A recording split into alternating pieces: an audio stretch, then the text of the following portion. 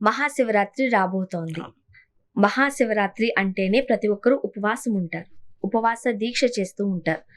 మొదటగా మహాశివరాత్రి ప్రాముఖ్యత, విశిష్టత గురించి తెలియజేస్తారా? తప్పకుండా తెలియజేస్తానండి. ముందుగా వీక్షిస్తున్నటువంటి ప్రేక్షకులందరికీ శ్రీమాత్రే నమః, శ్రీ గురుభ్యో నమః. వందే శంభుమాపతిం సురగురుం వందే జగత్కారణం వందే పన్నగభూషణం మృగధరం వందే పశూనాం పతిం వందే సూర్యశశాంకవహినినయనం వందే ముకుందప్రియం వందే భక్తజనాశ్రయం చ వరదం వందే శివం శంకరం.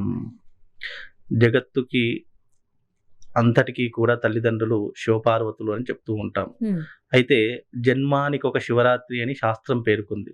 జన్మానికి ఒక శివరాత్రి అంటే ఈ జన్మకు మనం ఏదైతే శివరాత్రి అనుభవిస్తున్నామో మళ్ళీ నెక్స్ట్ వచ్చే సంవత్సరం శివరాత్రికి మనం ఉంటామో ఉండమో. అందుకే జన్మానికి ఒక శివరాత్రి మాత్రమే అని చెప్తూ ఉంటాం శాస్త్రంలో.